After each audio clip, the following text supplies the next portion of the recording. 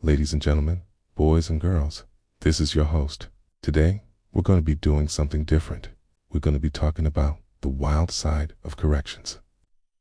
Now, if you've ever been curious about what it's like to work in a prison, or maybe you're just looking for a career change, then this video is for you, where we bring you the most fun, exciting, and sometimes controversial aspects of life in corrections. I'm your host, and I've been working in the field for 20 years. And today, we are going to talk about the wild side of corrections. We'll be talking about everything from the most dangerous jobs in corrections to the best kept secrets of working in a prison. So without further ado, let's get started. I want to introduce you to my guest today. He has been in the field for over 25 years. He started his career as a correctional officer in a California high-security prison. So let's dive in and get to know him a little bit. Hey, what's up, guys? Hey there, welcome to the show. Thank you for coming on. Tell us a little bit about yourself. What got you into corrections?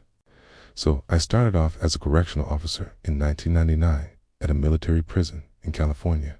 And after that, I switched agencies. From there, I went to a West Virginia prison, and I was an officer for most of my career there.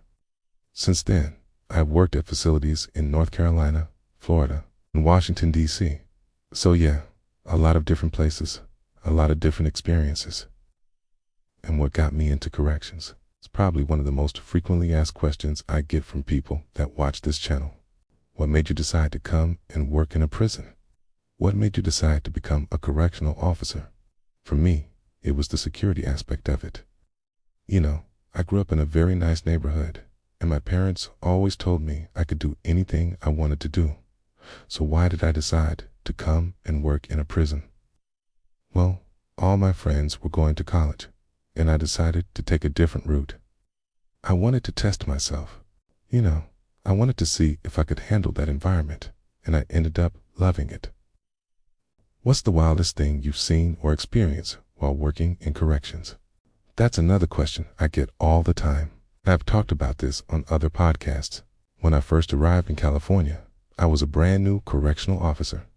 We had an inmate who committed suicide in the cell next to my office. So right away, it kind of put things in perspective for me. You know, we deal with people's lives every single day. And whether they're incarcerated or not, you know, we have to treat them with dignity and respect. And it just kind of showed me the realities of this job, okay? You know, people think we're dealing with hardened criminals, but at the end of the day, they're human beings. And this incident that occurred really kind of changed my perspective on things and kind of gave me a drive to make sure I did everything I could to help inmates, as well as the staff around me. Since then, I've been involved in several critical incidents, helped cut down an inmate who had attempted to hang himself from the light in his cell, saving his life. I've also assisted in responding to an inmate who slit his wrists, bleeding profusely, and helped stabilize him, also helped save his life. Additionally, I intervened and helped save the life of an inmate who's attempting to jump from the upper staircase. After disclosing suicidal thoughts following the loss of custody of her children, I've worked with numerous individuals placed on watch and successfully prevented self-harm. While I've seen many intense situations, that first incident in California remains one of the most memorable. What advice would you give to someone who's interested in pursuing a career in corrections? You know, I think the biggest thing is you have to have passion for it. When I went through the interview process, I interviewed at several places, and the one thing they all asked me was, why do you want to work here? And the reason I kept telling them was because I wanted to challenge myself. I wanted to see if I could handle that environment, and they saw that in me. I think anybody that's in corrections can tell you that we're not in it for the money. We're not in it for the glory. We're in it because we enjoy doing this. We enjoy working with this population. It's very rewarding at the end of the day. So I think if you're thinking about getting into corrections, just go for it. You'll be successful. If you could change one thing about corrections, what would it be? I think it'd probably be the perception of the public towards corrections. I think a lot of people look at us as, you know, we're not doing our jobs. But at the end of the day, We're dealing with some of the largest mental health and criminal behavioral issues in our society. We're trying to rehabilitate them. You know what I mean? We are the ones trying to make them better citizens when they get out.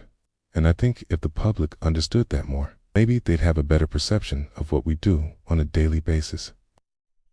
All right, well said. Now, I know what you're thinking, okay? Working in corrections is a dangerous job. Inmates are locked up for a reason. They're not exactly known for their good behavior. But I'm here to tell you that there are still some good people in this world, even if they did end up on the wrong side of the law. In my experience, the most dangerous part of working in corrections isn't the inmates, it's the staff. You gotta watch out for those pencil pushers, man. They're the ones who really run the show. Just make sure you have a thick skin and a sense of humor. You'll need it. I just want to take a moment to say thank you for watching this video. Until next time, stay safe, and we'll see you in the next video. Peace.